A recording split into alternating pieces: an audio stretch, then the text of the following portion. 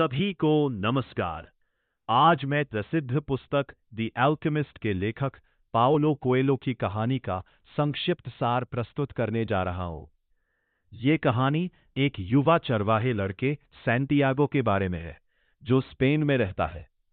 वो अपनी भेड़ों के साथ घूमते हुए एक साधारण जीवन जीता है, लेकिन उसके अंदर दुनिया देखने और कुछ बड़ा करने का सपना होता है। एक दिन सैंटियागो को बार बार एक सपना आता है, जिसमें वो मिस्र के पिरामिडों के पास छिपे खजाने को देखता है। इस सपने को समझने के लिए वो एक भविष्यवक्ता के पास जाता है, जो उसे बताती है कि यह सपना सच है और उसे इसका पीछा करना चाहिए। इसके बाद उसकी मुलाकात एक रहस्यमयी बूढ़े राजा मेल्कीजेडेक से होती है, जो उसे पर्सनल लीजेंड यानी जीवन के उद्देश्य के बारे में बताता है। वो कहता है कि जब आप दिल से किसी चीज को चाहते हैं, तो पूरी दुनिया उसे पाने में आपकी मदद करती है।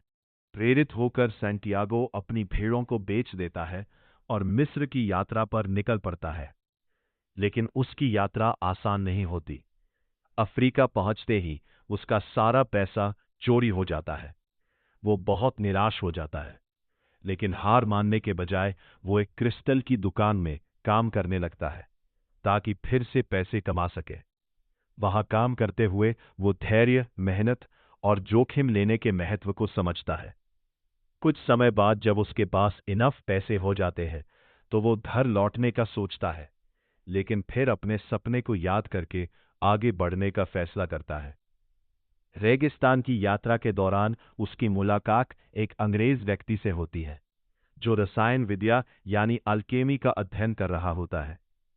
उससे सैंटियागो सीखता है कि जीवन के संकेतों को समझना और ज्ञान की खोज करना कितना महत्वपूर्ण है। आखिरकार वो एक नखलिस्तान ओएसिस पहुंचता है, जहां उसकी मुलाकात फातिमा नाम की लड़की से होती है।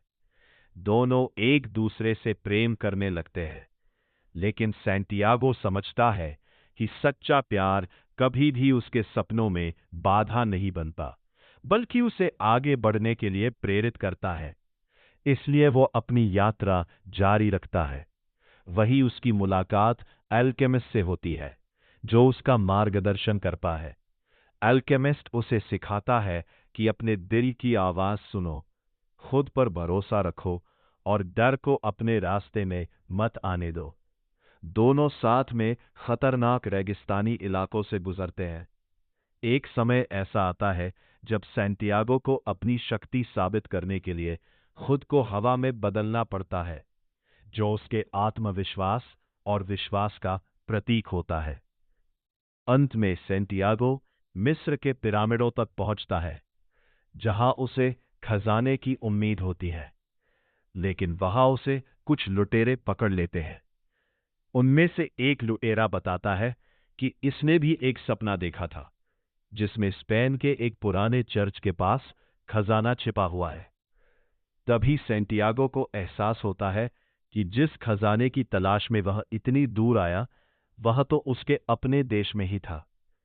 वो वापस स्पेन लौटता है और उसी जगह पर खजाना पा लेता है, जहां से उसकी यात्रा शुरू हुई थी। अंत में यह कहानी हमें सिखाती है कि असली खजाना सिर्फ धन नहीं होता, बल्कि वह अनुभव, सीख और हिम्मत होती है, जो हमें अपने सपनों को पूरा करने की यात्रा में मिलती है। इस पुस्तक का मुख्य संदेश है, अपने सपनों का पीछा करो, अपने दिल की सुनो और कभी हार मत मानो। धन्यवाद।